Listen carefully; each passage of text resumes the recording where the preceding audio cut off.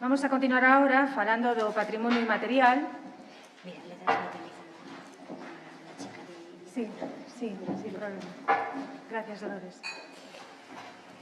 Para falar do patrimonio inmaterial, pois vamos a contar con Cristina Sánchez Carretero, a que tamén lle agradezco pois que aceptase participar, porque crédeme que non é fácil atopar a xente que se atreva a falar de moitas das cuestións das que hoxe falamos aquí.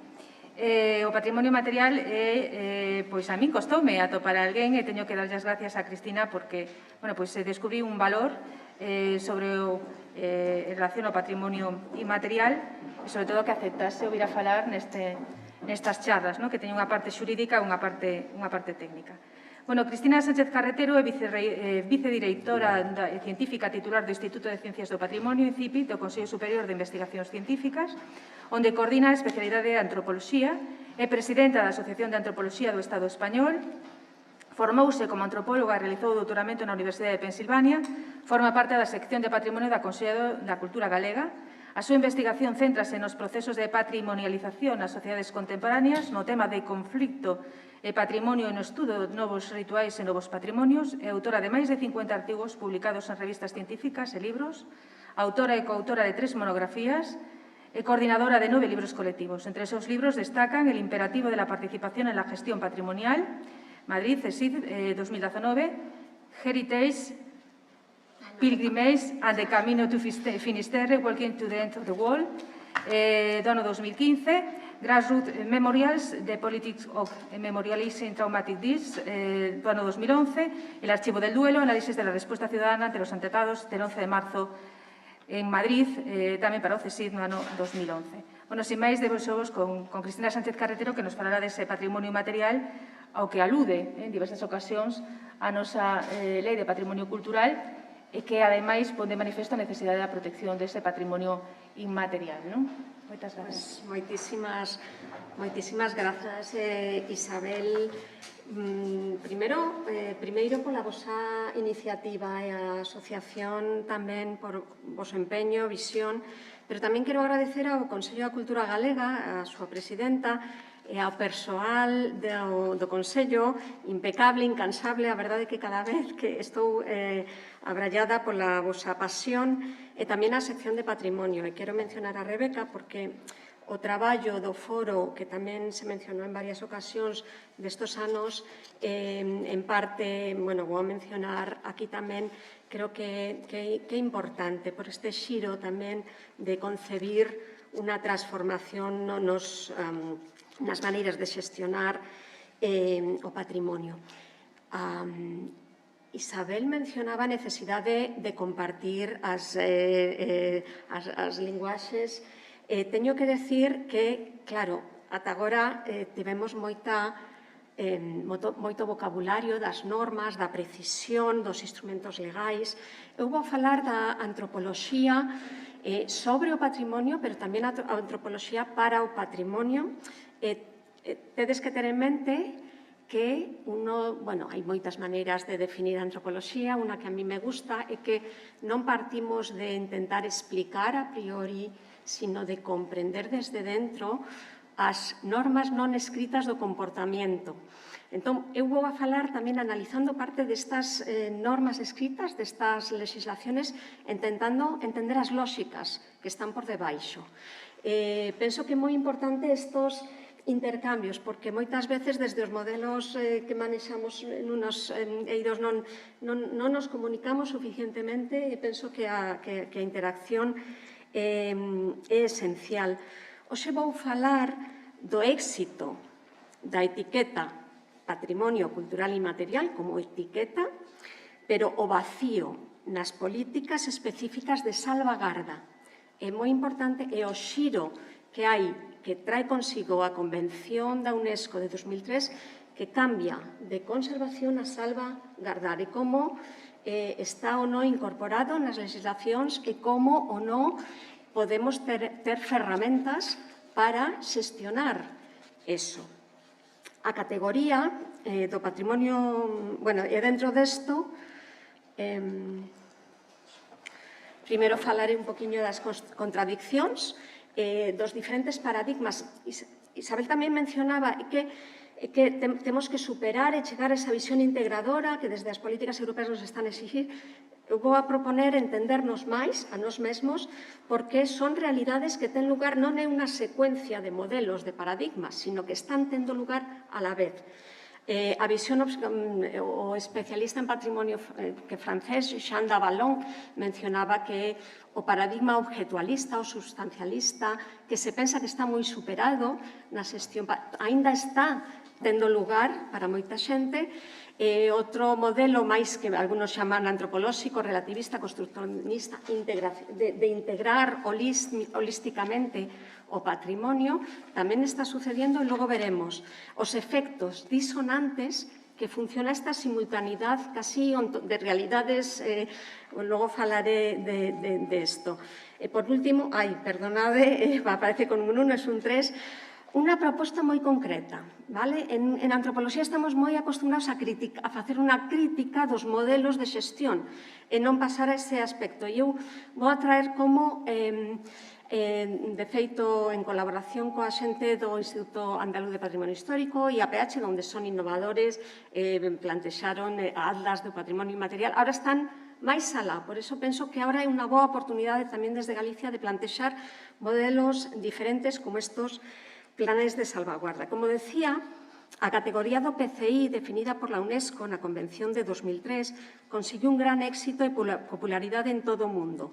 O PCI, o Patrimonio Cultural Inmaterial, desperta un gran entusiasmo e así as lecturas que se fan desta convención, logo falaremos do inicio desta convención, preséntanse como dúas caras dunha mesma moeda ou dúas perspectivas opostas. A primeira cara refírese ás cualificacións e adxetivacións moi positivas. Innovación, holismo, diversidade cultural, está vencellado a toda a loita polos dereitos, democratización, dinamismo, empoderamento local. A outra cara céntrase nas dimensións e os efectos non desexados, cuestionamento, continuidade, segmentación disciplinar, xerarquización, fosilización, mercantilización ou expropiación aos seus depositarios. España é o segundo país de toda Europa con maior número de prácticas recoñecidas na lista representativa do Patrimonio Inmaterial da UNESCO e o Rexistro de Boas Prácticas, sumando un total de 20 elementos. Si o miramos a perspectiva a nivel internacional, estamos detrás de China, Francia, Japón e la República de Corea. Todo isto supuso unha gran popularidade nos medios de comunicación, de masas e demanda de recoñecemento de prácticas como PCI impulsadas por los máis diversos actores. E tamén condicionou a aparición de novas legislacións e dispositivos de xestión que reforman o que algunhas autoras chaman o réximen patrimonial. Logo falaremos tamén do que isto implica. Influenciado por la UNESCO, pero con características propias a nivel estatal ou regional. A utilizar o termo patrimonio, como xa mencionaba tamén Rebeca, parto dunha perspectiva ampliamente consensuada dentro das ciencias sociais, aquela que sinala o patrimonio como un proceso característico da modernidade occidental que se va expandiendo progresivamente, pero é un proceso metacultural, é unha valoración, é unha cadena de valor. Logo plantearé a necesidade de revisar, revisitar, para introducir a sociedade civil en todas as fases desa cadea. No proceso de desenvolvemento de instrumentos conceptuais, normativos e de xestión do patrimonio, este termo, patrimonio cultural e inmaterial, é relativamente recente. Hai varias, esta é a nosa compañera, e supón unha serie de transformacións nas nocións máis expandidas do que a museóloga australiana Laura Jane Smith chama o discurso patrimonial autorizado. Nun sentido estricto, e é unha das primeiras cosas que quero deixar moi clara, porque para a parte técnica de xestión é como un gran dilema, material e inmaterial non son dous tipos de patrimonio, son dúas dimensións que ten todo o patrimonio inmaterial. É dicir, a inmaterialidade non é un atributo do patrimonio, vale? Que a Convención da UNESCO en 2003 escollese o termo patrimonio cultural inmaterial para referirse a un tipo de patrimonio foi despois de moitos anos de discusións e de non saber moi ben que termo escoller. O concepto é moi antigo, o concepto, e temos desde logo de Toms o inicio das sociedades de folclore a finales do século XIX, está moi estendido. E temos patrimonio etnolóxico, patrimonio etnográfico, folclore, cultura tradicional, patrimonio vivo. De feito, agora, nas últimas publicacións da UNESCO, empezan a sustituir e loitar máis por o termo patrimonio vivo.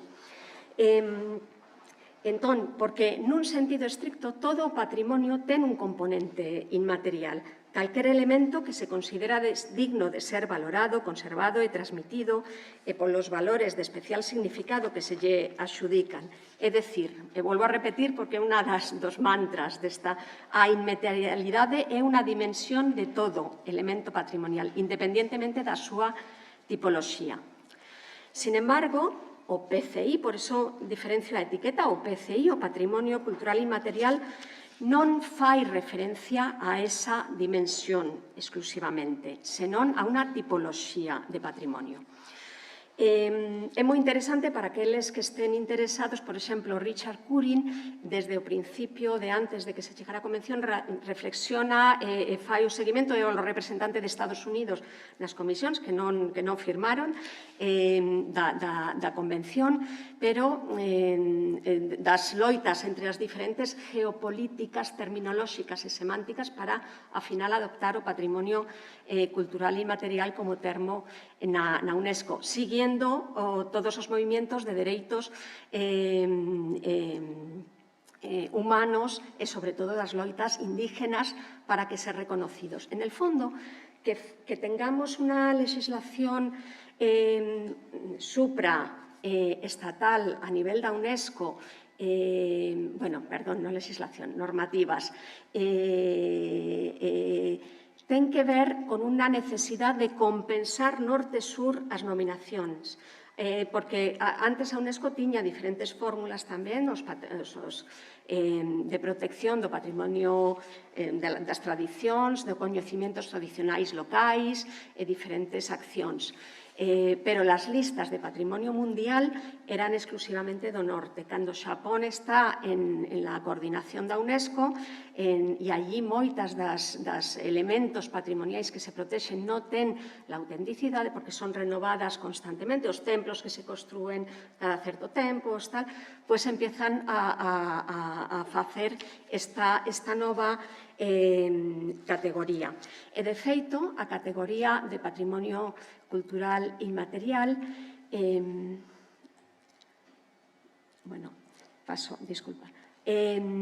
nace copiando os modelos del patrimonio natural e aí logo falaremos despois do xiro desde a conservación a salvagarda. É dicir, no patrimonio natural, a conservación dos ecosistemas non tendría sentido protexer esta roca concreta ou temos que protexer o ecosistema que permite a vida que posibilita ese ecosistema. Esa é a lógica que está detrás das figuras de salvagarda e de aí pasar de conservación a salvagarda, de salvagarda do PCI. É dicir, os modelos de vida, a forma de vida que fai que sexa posible ter unos coñecementos tradicionais, unha serie de categorías. A pesar das apariencias, entón, a patrimonialización de certas prácticas culturais, iso que hoxe damos en chamar patrimonio inmaterial, non pode considerarse unha acción moi nova, debido a que existen precedentes directos tanto en accións museísticas, os museos ao aire libre, ecomuseos, como no tratamento do folclore, que ten unha historia moi larga, e tamén nas legislaciones patrimoniais estatais en referencias a actividades, saberes e prácticas consideradas parte do patrimonio etnolóxico, en outros sitios, aquí en Galicia, patrimonio etnográfico. A mí me gusta reservar a palabra etnografía para facer referencia, como se fai internacionalmente, a metodoloxía, ao proceso metodolóxico propio da antropoloxía. Por iso me parece máis axeitado cando se fala de patrimonio, falar de patrimonio etnolóxico. Xa que en 1931 a Segunda República foi a primeira declaración deste tipo, declarou Monumento Nacional a Festa do Misteri de Elche. O sea, temos declaracións destas categorías desde 1931. A noción foise transformando durante os 30 anos que preceden a publicación da Convención de 2003 e houve traballo de expertos e un intenso debate, como xa mencioné, sobre este tipo de patrimonio. Unha evolución do concepto, pero en paralelo a este proceso, nas contornas dos distintos Estados-nación, a expansión do patrimonio etnolóxico ou etnográfico era unha pauta na que cada vez máis se patrimonializaban máis prácticas culturales. De feito, este crecemento do patrimonio etnolóxico nas últimas décadas do século XX visibiliza un conxunto de transformaciones de carácter económico e político que afunden as súas raíces tamén na expansión neoliberal do proceso de globalización. En definitiva, non vou a citar todas as diferentes legislacións que tratan do tema do patrimonio cultural inmaterial, pero vou a recomendar, porque ten unha bibliografía moi precisa, as tesis doctorais sobre patrimonio cultural inmaterial de Gema Carrera Díaz, que xa é xeral. Gema é dentro del Instituto Andaluz de Patrimonio Histórico a persoa que coordinou o Atlas de Patrimonio Inmaterial, é unha das asesoras tamén do Plan Nacional de Patrimonio Inmaterial, e logo está a tesis de Sara González Cameiro específica sobre legislación e patrimonio cultural inmaterial. Pero tamén teño que mencionar o libro que poño aí, La salvaguarda del patrimonio inmaterial. Dentro de 15 días, un mes, o tedes disponible na web da Xunta de Andalucía, e aí hai artigos específicos de Mónica Ortiz, que está ahora a facer a súa tesis sobre a legislación de patrimonio cultural inmaterial, e moi interesante o de Luis Pablo Martínez, porque compara as diferentes medidas de salvagarda en las diferentes legislacións autonómicas españolas. Isto é unha primicia, eu teño tamén un capítulo aí e me chegoume as pruebas fai 3 ou 4 días, entón me alegré moitísimo, porque dentro de... isto é dentro dun proxecto que é para elaborar unha guía metodolóxica para el diseño de planes especiais de salvaguarda, que é a proposta tamén que traigo aquí, como poder desarrollar, no caso galego, ese plan especial. Vamos á definición da UNESCO da Convención para a salvaguarda do patrimonio inmaterial. Vou a lerla para logo rescatar algunos dos fíos. Usos, representaciones, expresiones, conocimientos y técnicas, junto con los instrumentos, objetos, artefactos y espacios culturales que les son inherentes. Que la negrita es mía, que las comunidades, los grupos y en algunos casos los individuos, y pongo esto porque cómo legislar comunidades, grupos y en algunos casos individuos reconozcan como parte integrante de su patrimonio cultural. Este patrimonio cultural inmaterial, que se transmite de generación en generación, es recreado constantemente por las comunidades y grupos en función de su entorno, su interacción con la naturaleza y su historia, infundiéndoles un sentimiento de identidad y continuidad y contribuyendo así a promover el respeto de la diversidad cultural y la creatividad humana. He rescatado aquí unos giros que me parece importante resaltar por la complicación que tiene, no tanto de cómo incorporarlos en la legislación, porque luego veremos que todas estas referencias están poniendo a Galicia como un referente pionero en cómo se incorpora los órganos consultores de gestión del patrimonio inmaterial, cuando no sean, bueno, salvo sí que se ha realizado en las carpinterías de Ribera, ¿vale? Bueno, pero frente a la autenticidad, la recreación y la transmisión es el valor. La autenticidad no está dentro de los criterios, pero sí la recreación, la transmisión. Frente a la excelencia o singularidad, la representatividad. Si algo es representativo para todos nosotros, entonces es patrimonio, independientemente de su excelencia. Frente a la importancia del bien patrimonial en sí, la importancia que las comunidades o los grupos, es decir, lo que la UNESCO define como los portadores, definen que es su patrimonio. Y frente a conservar ese carácter vivo, cambiante, dinámico del PCI. Es decir, un giro que se produce desde la conservación a la salvaguarda. Y vuelvo a insistir, ahora mismo, que yo sepa, y por cómo reflejan en la Dirección Xeral, en la web, todas las diferentes, porque es una aplicación muy cercana a la ley, el concepto de salvaguarda se usa como un criterio, pero no como un plan especial que necesite desarrollarse. Por eso decía lo del vacío de momento. La respuesta estatal a la Convención de 2003 es que fue ratificada a los 3 años, ¿no? En 2006. ¿Qué entiende la UNESCO por salvaguarda? Son las medidas encaminadas a garantizar la viabilidad del patrimonio cultural inmaterial. Y aquí lo que podría ser esa cadena de valor, ¿no? Identificación, documentación, investigación, preservación, protección, promoción, valorización, transmisión a través de enseñanza formal y no formal y revitalización en sus distintos aspectos. ¿Cómo dar respuesta? Se da respuesta desde el Estado a esto. Se crea en 2011 un Plan Nacional de Patrimonio Cultural Inmaterial, coordinado por María Pía Timón, y la ley específica, que ha habido muchas controversias de por qué no se incluye en la general, que es ahora una de las de 2015. Y, como vuelvo a decir, en varios trabajos recientes se mencionan 2 legislaciones autonómicas como pioneras y como ejemplos a seguir. En el caso concreto, un artículo reciente que ha salido en PH, escrito por María Pía Timón y Antonio Muñoz Carrión, se ponen 2 ejemplos de buenas prácticas: el expediente realizado por la Carpintería de Ribera y su órgano de gestión. La verdad es que muy interesante, porque es una respuesta muy concreta de cómo hacer el giro participativo, pero luego veremos los problemas que esto conlleva. También se puso como ejemplo el entroido de Laza, ¿no? Un proyecto que hubo allí. Y se pone también como ejemplo de legislación pionera la Ley 18/2019 de las Islas Baleares.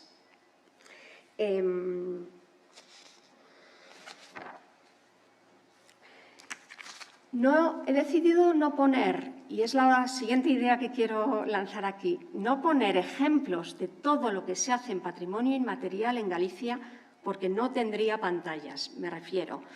Lo que hay es un gran desequilibrio entre la cantidad de proyectos, microproyectos, y he puesto porque es uno muy reciente de aquí de la casa, os Xogos Tradicionais, junto con la Fundación de Xogos Tradicionais, pero os recomiendo visitar las jornadas que se hicieron aquí dedicadas a patrimonio cultural e inmaterial en 2018, pero nada más llegar yo a Galicia, creo que fue en 2000, vinieron aquí María Pía, Gema Carrera también, y el elenco de proyectos que tienen que ver las actuaciones que hay relativas a patrimonio inmaterial son impresionantes. Pero una ausencia, otra vez, luego veremos que no es que sea, o sea, no es culpar a la Dirección Xeral de Patrimonio para nada, luego veremos, porque es que la maquinaria patrimonial y la elaboración de expedientes, o sea, no permite enfrentar nuevos retos como uno de los que voy a proponer aquí, cómo enfrentar a nivel autonómico el hacer unos planes, un plan de salvaguarda que comprenda toda Galicia. Es complejo con los medios y la cantidad de bueno, simplemente de burocracias patrimoniales, como hemos visto durante toda la mañana, que se tienen que hacer. Es decir, hasta que la maquinaria patrimonial que tenemos no gire en otro sentido, yo la verdad no veo salida para que se puedan emprender otras planificaciones a medio y largo plazo. Vuelvo a las contradicciones, ¿vale?, de la categoría patrimonio inmaterial. Y luego me dices el tiempo. Tranquila, quedan 20 minutos. Vale, pues gran parte del análisis antropológico se centra en ver los efectos que producen estos diferentes instrumentos de gestión que se activan con la etiqueta patrimonio inmaterial. Disculpade, volvo ao galego. E, de feito, as investigacións etnográficas que se ten feito sobre os efectos da patrimonialización do patrimonio cultural inmaterial, a verdade é que son devastadoras. Autores como Valdimar Hafstein chega á conclusión de que a protección do PCI está a causar en moitas ocasións a súa destrucción. Ollo, estou a falar de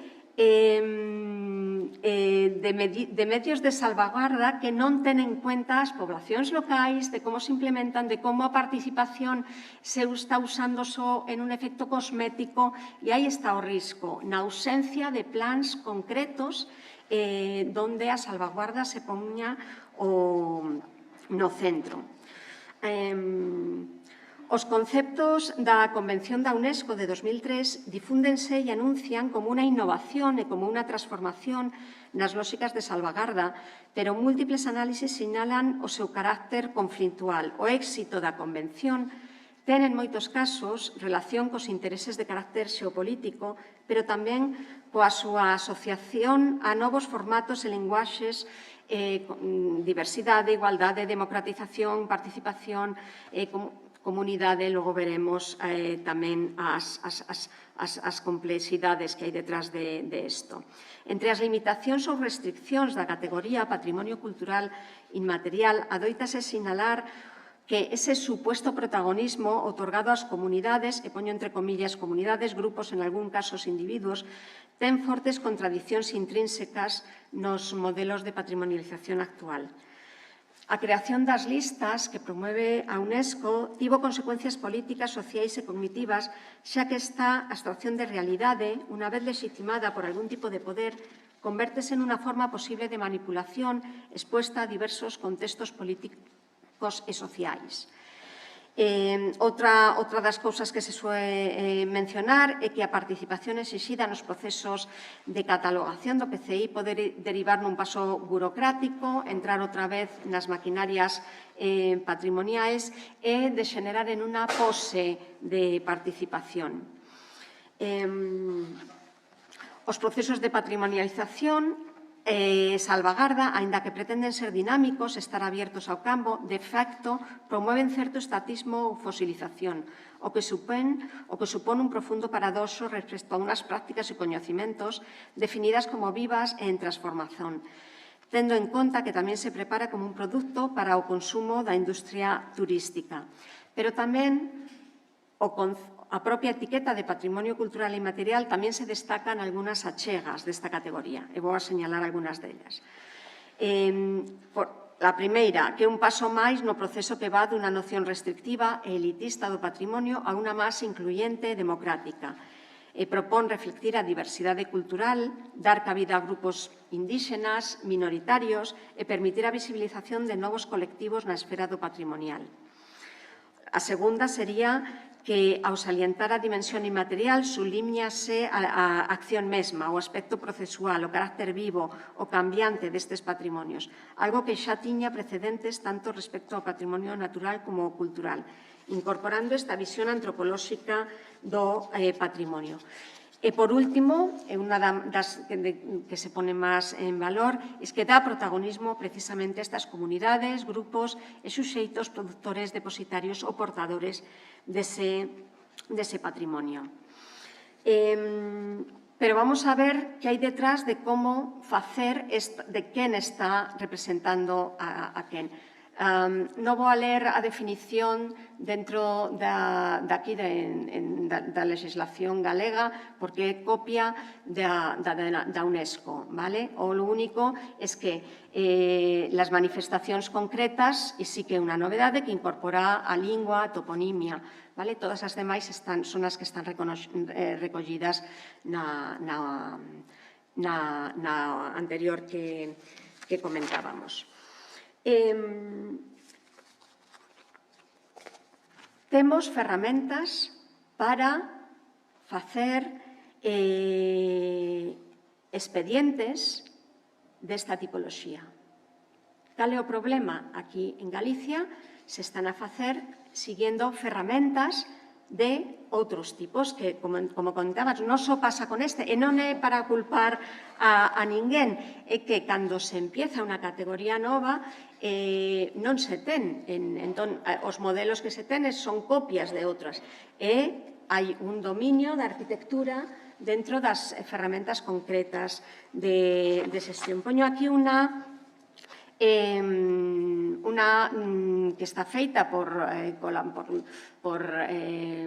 Beatriz Santamarina e un equipo de antropoloxía en Valencia que nos lo mandaron por si queríamos compartir aquí e facer desde os ámbitos de actuación, os sistemas, as fichas concretas, como facer un expediente, os pasos a seguir, todo. Se queredes, escribidme e comparto.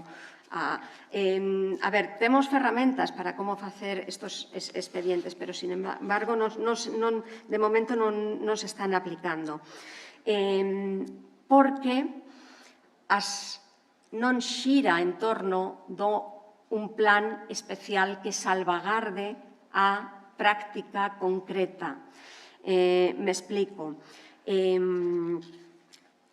Hai moito camiño por percorrer, pero temos modelos. En Brasil, en Colombia, ten moitas décadas nas que ten feitas acordos, planes de salvagarda basados en acordos sociais. Penso que é o momento de mirar a outros lados para crear algo, e agora estamos aquí en Galicia nunha situación nese sentido moi privilexiada, porque temos un tecido asociativo moi forte, moitas iniciativas, e se poden empezar a hacer cousas como as que agora falaré. Bueno, me paso toda a crítica aos problemas que hai con determinar quen son estas comunidades, grupos, que tipoloxías de grupos. Só decir que hai moitas formas de definir. Unha delas que a mí me gusta son comunidades de prácticas. Hai tamén moita bibliografía, é dicir, xuntamos para facer cosas. En facendo é como podemos definir tamén a comunidade. Como concepto relacional tamén, vale? No fosilizador, no esencializador. Vou a decir unhas cantas cousiñas precisamente das disonancias que se producen no traballo das institucións de xestión patrimonial. O traballo técnico é moi complexo, pero é vital reflexionar sobre a procura de modelos alternativos. E volvo a mencionar que ese era o interés do Foro de Patrimonio organizado polo Consello da Cultura Galega, coordinado por Rebeca Blanco. Desde a miña opinión, é preocupante ver como afecta a vida diaria dos profesionais, técnicos, técnicas, conservadores, conservadoras do patrimonio, uns procedementos que non permiten deixar o tempo e o espazo necesario para repensalos. Uns modos de facer encorsetados por modelos que vemos arrastrando, pero que sabemos que xa están superados, sabemos que a maquinaria patrimonial é eminentemente unha estructura reactiva, é dicir, reacciona ante os expedientes, as queixas, os problemas. Entón, hemos creado unha maquinaria que está a facer certas cousas, ao mellor hai que seguir facéndolas, pero que non permite facer outras. É dicir, está exhausta, dando resposta á incoación de expedientes, aos procesos administrativos que conlevan, sen personal, sen orzamentos, e é necesario ir un paso máis alá. Esta situación non é exclusiva de Galicia, senón que se encadra nas formas de xestión patrimonial actuais, definidas por unha gobernanza neoliberal do patrimonio. E vou Bueno, isto é un traballo coa miña compañera Victoria Quintero Morón, de Sevilla, que colaboramos en diferentes proxectos, e intentando pensar estos modelos de a patologización da propia estructura patrimonial e como salir. Plantexamos un análisis desde os chamados estudios críticos de patrimonio para analizar as tensións. Normalmente se fai desde dous extremos, o bien o paradigma clásico materialista, por unha banda, o bien un paradigma relativista do patrimonio, seguindo o que comentei de Jean Davalon. Cando Victoria máis eu nos propusimos analizar a presencia simultánea de paradigmas en unha mesma persoa.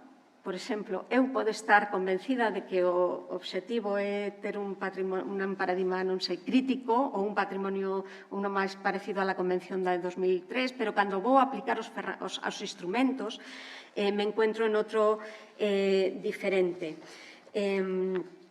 Suxerimos que estes diferentes modelos ocurren a un nivel ontolóxico máis que epistemolóxico, é dicir, cando empregamos este termo de múltiples ontoloxías, non nos referimos a diferentes interpretacións ou epistemoloxías, senón a diferentes realidades activadas simultaneamente.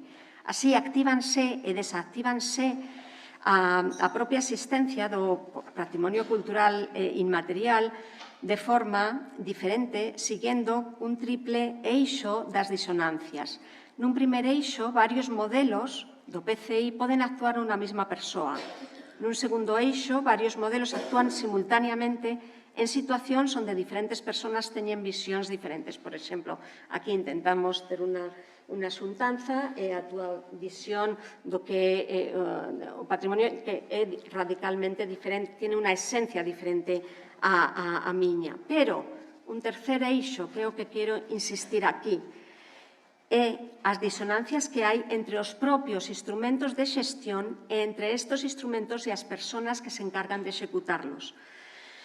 Nun primer momento, cando empezamos a pensar sobre isto, o termo que nos venía a la cabeza era esquizofrenia multiontolóxica, é dicir, pero decidimos que utilizar a referencia a unha enfermedade mental como metáfora, primeiro, supoñía unha falta de respeto, pero segundo, estábamos usando mal este concepto.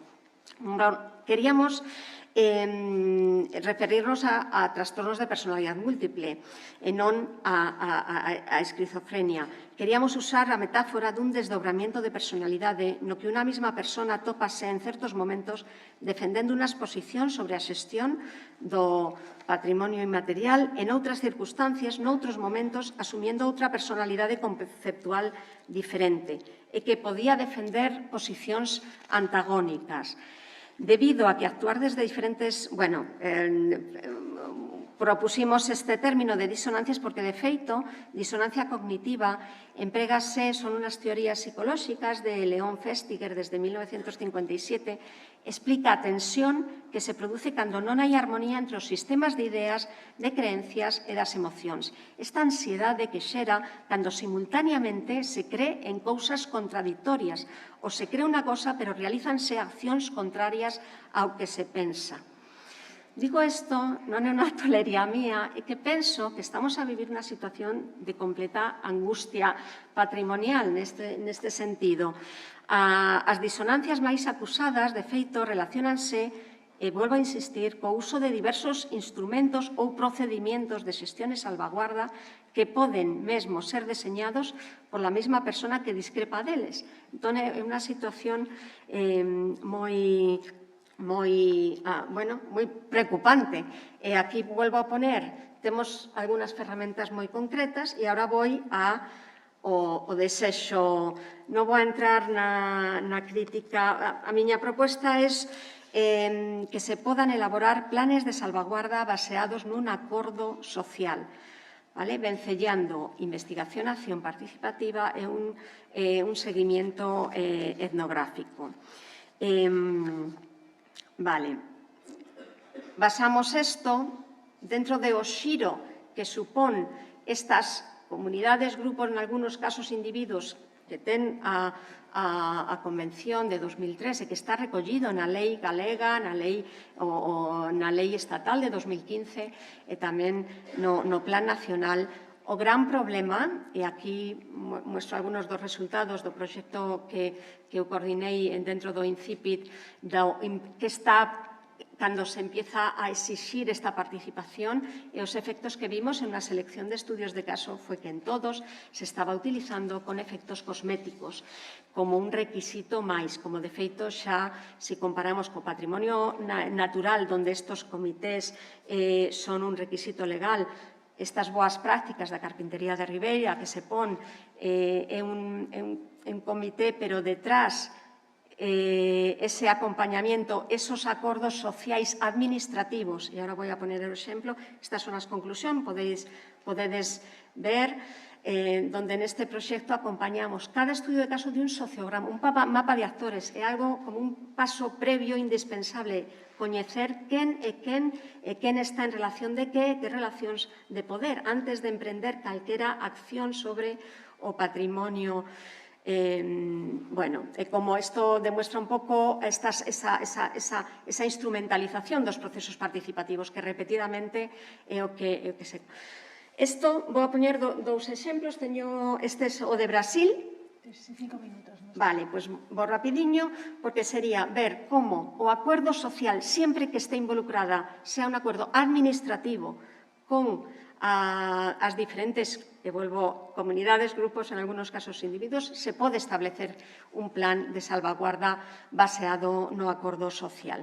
Este é o caso de Brasil. Isto está tomado directamente das persoas que lo lideran e que levan tempo. Son este conxunto de accións articuladas, se desarrolla mediante unha xestión participativa con herramentas de xestión. É dicir, non é un criterio como aparece aquí no caso galego. É todo un plan de xestión. As diferentes fases, por exemplo, no que está dividido o plan en Brasil, que parte de un diagnóstico, das ferramentas concretas de participación, de desenvolver unos obxectivos, de definir un como, un quién, priorizar as demandas e logo se chega a un plan de salvagarda. Outro exemplo que traigo é do Colombia, vale? El plan especial que aí levan. Ten en conta que mirar a Latinoamérica, levan moitas décadas de testar a investigación e acción participativa en proxectos moi concretos. Isto é a aplicación desto al tema de patrimonio, vale? É o mismo, os diferentes pasos. Cal é a proposta que traigo aquí, que é combinación con Victoria Quintero Morón, que xa dixen. Bueno, isto sigue sendo da estructura xeral del PES, de Plan Especial de Salvaguarda de Colombia. Vale, aquí é unir investigación-acción, é dicir, unir todas as fases da cadea de valor, pero non como fases sucesivas, sino como un conxunto de accións con el objetivo de delimitar esos planes, donde hai la IAP es un proceso recursivo baseado en estos espiral de pasos adaptables trenzado con un acompañamiento etnográfico para aplicarlo, donde cada caso sexa único, pero que compartan unha metodoloxía. Vou a deixar todas estas referencias aquí. Non teño moito máis tempo, pero só quería rematar con dúas ideas. Que usar unha determinada técnica participativa, que é o maior problema da xestión, e por iso as conclusións que os decía que a protección do patrimonio inmaterial moitas veces trae consigo a súa destrucción, pero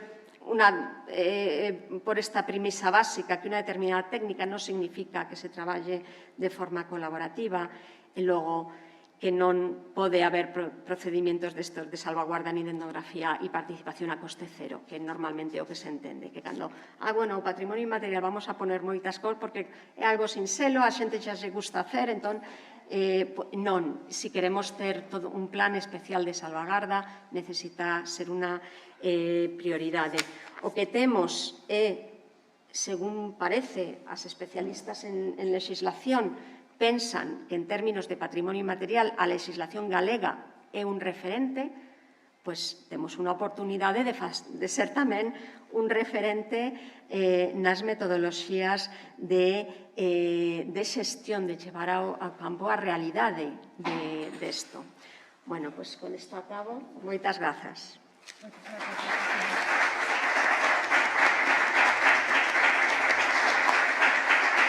Bueno, abrimos un turno de preguntas. Non sei se tedes algunha pregunta sobre a exposición de Cristina.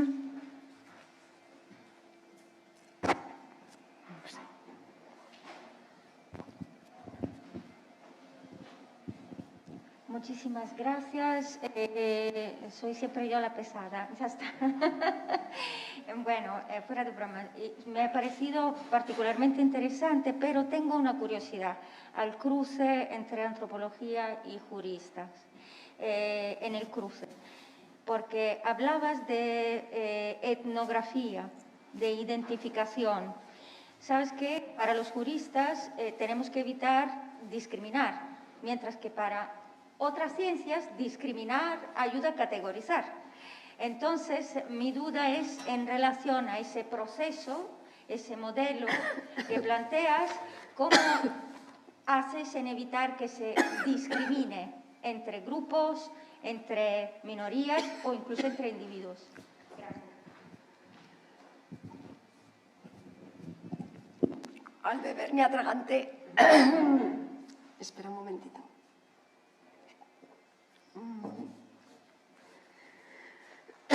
Esa era la parte de 3 o 4 páginas que tenía aquí de crítica precisamente a ese concepto de comunidad, grupo, de cómo hacerlo. Yo creo que si no hay un trabajo, etnográfico o desde otras disciplinas, pero un trabajo que haga ese diagnóstico de quién, dónde, cómo, por boca de quién, qué relaciones de poder, todo lo demás, no, porque no puedes definir quién habla por quién en un determinado momento. Salir de esa... Entonces, y porque las iniciativas, si están basadas en el acuerdo social, implican todo ese entramado metodológico donde haya un acuerdo a múltiples partes y no solo a propietarios de negocios, ¿sabes? O sea, es complicado, pero hay metodologías muy testadas. No sé si respondo a tu pregunta.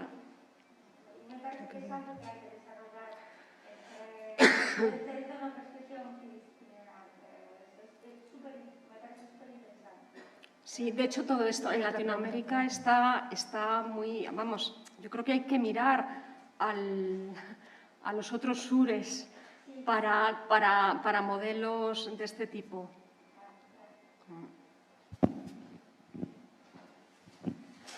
Bueno, muchas gracias pola exposición, Cristina, e eu quería preguntar algo moi concreto en relación ao que comentaches de, non sei se entendín ben, pero claro, como é así todo moi reducido, estou de acordo co que acaba de comentar a compañeira, que daría, bueno, que require dun traballo interdisciplinar ou transdisciplinar, non? Primeiro, quería preguntarte se crees que hai outras disciplinas nas ciencias sociais que poidan traballar directamente coas cuestións relacionadas co patrimonio cultural inmaterial e directamente relacionada co que acabas de mostrar de plans de salvagarda bueno, o exemplo de Brasil, que son metodoloxías de intervención social moi aplicadas desde a pedagogía social e traballando con educadores e educadoras sociais, non? Eso por unha banda. Por outra, xa concretamente, eu non sei se entendín ben na cuestión na que falaches a nivel de disonancia cognitiva e xestión patrimonial, que me pareceu moi acertado e quería saber se neste traballo que nomeaches fixerades un traballo de análisis precisamente do que comentabas, non? De haber detectado que existen que existe esa disonancia cognitiva en persoas concretas ou en equipos de traballo, nas distintas administracións, non? É dicir, que si realmente eso se constata, que tendes un estudio ou hai algo, bueno, máis avanzado, quero dicir, nese sentido, que supoño que sí, pero, bueno, quería que, si pode ser, que profundizaras un pouco nesto, porque me parece moi interesante. Gracias. Grazas, Mar. La primeira pregunta, claro, por supuesto, sí. De feito, eu falei, a investigación e acción participativa é un proceso onde hai especialistas de ámbito da educación, de traballo social, de antropoloxía, por supuesto, de socioloxía, moitos. Entón, por supuesto, falar dunhas metodoloxías concretas non significa pensar que só desde a antropoloxía podese facer isto, non. E, de feito, mira, de feito, os primeiros inicios ten que ver con teoloxía o sea, con movimentos moi diversos. En medio ambiente, tes especialistas en procesos participativos moi sofisticados, en políticas públicas en xeral, vale? Pero o problema, que o falábamos tamén antes, é que dentro dos cuadros de xestión patrimonial, aquí dentro da, bueno, volvo a mencionar a Dirección Xeral, pero non é para culparles, sino todo o contrario, porque necesitaríamos 3-4 veces máis. Non temos profesionais destas lingüistas. A ver, se fala da lingua, pero dentro das non sei, os cuadros de contratación, eu sí que sei de antropoloxía, anda que hai persoas formadas, non está, ou non poden, non contratan a ninguén, ou non se abren puestos de traballo. Antropólogos non me consta que se están, lingüistas da toponimia sí, pero antropólogos non me consta que se están. Entón, o educadores, educación patrimonial, que é un campo, traballadores, o sea, estamos falando de intervención de políticas públicas, estamos falando de moitos ámbitos, pois claro que sí, pero é un gran problema, mentras que isto que te estou a decir, en outros sitios tamén están bastante mal, pero en outras comunidades autónomas, pero non sei, Andalucía, que é un referente, ten un equipo dentro do IAPH destos ámbitos e de educación tamén. Vale, outro era de... Sí. A ver, Victoria Maixo, o que primeiro que analizamos foi os casos en os que ela traballaba e eu, para dar como forma a un modelo. Entón, fixemos este triple eixe, perdón. Entón, agora plantexamos só o modelo teórico, vale? Que só te podo mandar o artigo. Analizamos a xestión dos patios da categoría patrimonio material nos patios de Córdoba, todas as diferentes friccións que suponía a preparación de expediente e tal, pero penso que pode dar, a ver, o punto de partida dese artigo era entendernos, non criticar as accións dos outros, sino entender as propias disonancias de nós. Entón, non hemos aplicado máis que a uno desos casos. Te mandaré o artigo, pero sería moi interesante. Sí. Vale. Bueno, eu teño unha pregunta para rematar, Sí. porque todo isto que estamos a falar da salvagarda, do que é o patrimonio material, puxiches como exemplo que se cita por parte dos autores como, referente, non? O tema das carpinterías tradicionais de Ribeira, que non é máis que órganos de xestión deses oficios tradicionais, que é unha das novidades da nosa norma. Do mesmo xeito que se conseguiu elaborar respecto dos oficios tradicionais, esos órganos de xestión para a salvagarda, e que hai outros campos, mañá veremos un deles no tema da toponimia, que tan importante é para, por exemplo, tamén o patrimonio arqueolóxico, onde existe ese instrumento de Galicia nomeada, que tamén é un mecanismo de salvagarda, de recollida do que é o patrimonio material da toponimia. A miña pregunta é, esa xestión, eses plans de salvagarda, deben existir a nivel xenérico para todo o patrimonio inmaterial ou para cada categoría de patrimonio material, por exemplo, para a toponimia, para os oficios tradicionais? Sería preciso elaborar ese plan? É dicir, ese plan debe ser un plan xeneral ou deben ser plans aplicados á tipoloxía dos diferentes elementos de patrimonio inmaterial? Non sei se me estou explicando. É dicir, Temos que ter un plan de salvagarda xeral, o baile un para a toponimia, outro para os oficios tradicionais, outro pois para as festas, outro para o coñecemento do universo, outro para a lingua. Non sei se me explico, porque me parece moi difícil a amplitude dun plan de salvagarda. Amplitude metodolóxica. A base é que é un acuerdo social no sitio que se pretenda desenvolver. Pode ter un plan especial de salvaguarda, ese o nome, para aplicar sempre en un territorio concreto. Entón, nese territorio, mediante acordo social, se decide cal son as prioridades de salvaguardar as festas, a toponimia, dentro de unha... Entón, aí está moi ben sellado a educación patrimonial, pero a educación patrimonial de un xeito moi reflexivo. É dicir, non vou a dicirte que é o máis interesante da túa zona. A cuestión é que... O modelo dos órganos de xestión, por exemplo, das carpinterías de Ribeiras, a, digamos, un territorio moito máis amplio da comunidade autónoma. Explícome, aí se decide nese órgano xestor que o que, digamos, debe ser o sitio de protección, que dentro dos oficios tradicionais, decídese como vai a ser esa xestión, propós ese modelo, pero con carácter... Non, moi diferente, porque os órganos de xestión a ver, non coñezo a fondo, pero os órganos de xestión da Carpintería de Ribeira son as persoas acreditadas dentro das asociacións que mandan a súa representante, hai un representante da dirección xeral, sería como en investigación e acción participativa como un grupo motor das persoas. Vale, se trataría de que a partir de aí, ese grupo se fixera unha diagnose de quen e de como facer ferramentas participativas para que se escolleran o sea, eso sería un nivel. Eso sería como os representantes dos representantes alá. Isto é outra maneira de xestión. De xestión con metodoloxías participativas nas que non son só os representantes das asociacións os que están alá.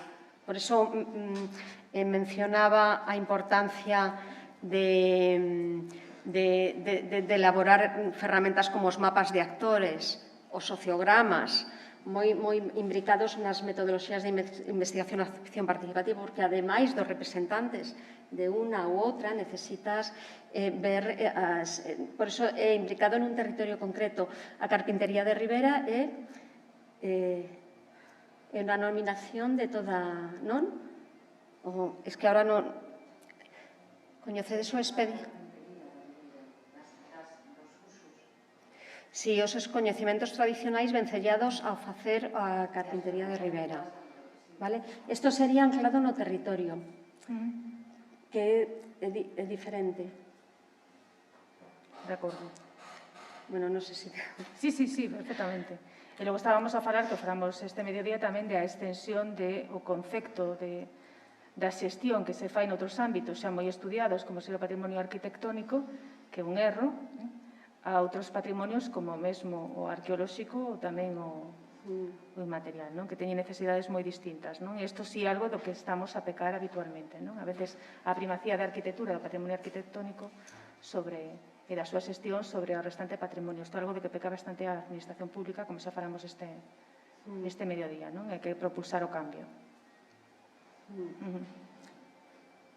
Pois sí. Bueno, non sei se temos máis preguntas.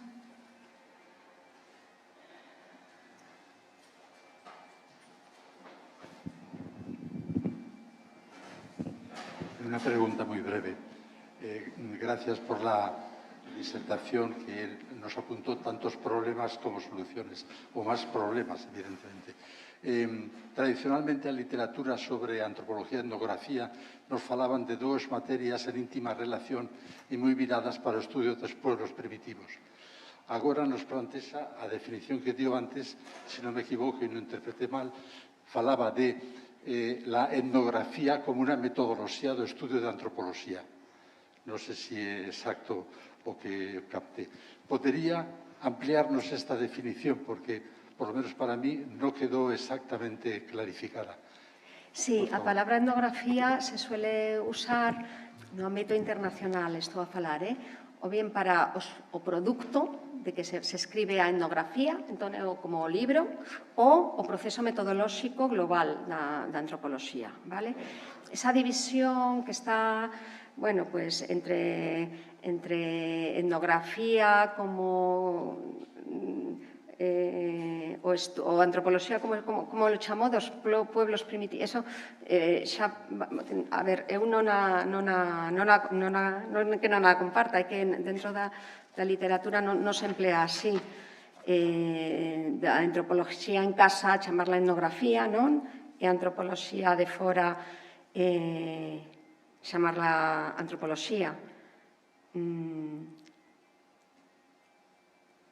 Eu, como uso a palabra etnografía, é para referir o ben ao proceso metodolóxico global que se emplea no traballo de campo etnográfico para facer antropoloxía, o ben para o produto que se chama monografía que sae desa investigación, que é unha etnografía.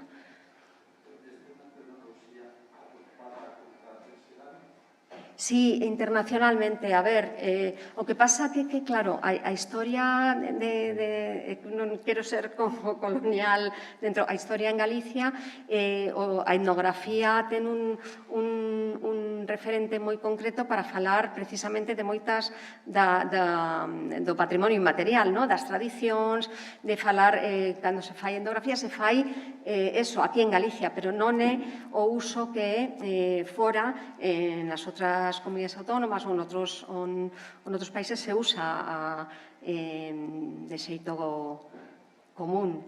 O máis cercano sería no ámbito alemán Volkerkunde e Volkskunde. El Volkskunde como el folclore, la etnografía en ese sentido, el Volkerkunde, la antropología hecha fuera de las fronteras, pero son diferencias que no...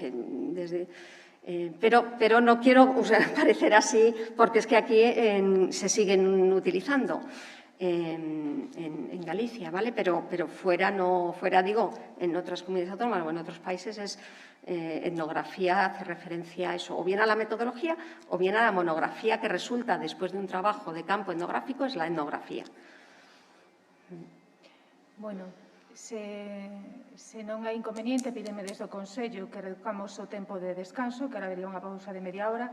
Son menos 25, podemos volver a menos 10 para non vernos tan pillados de tempo ao final, porque o Consello ten que cerrar ás 8 da tarde, así que, se vos parece ben, pois continuamos despois deste descanso, repito, solamente hasta menos 10, coa última das intervencións do día de hoxe, que nos vai a falar da declaración dos bens como de interese cultural desde o punto de vista técnico, o procedimento técnico. Moitas grazas. Gracias, Cristina.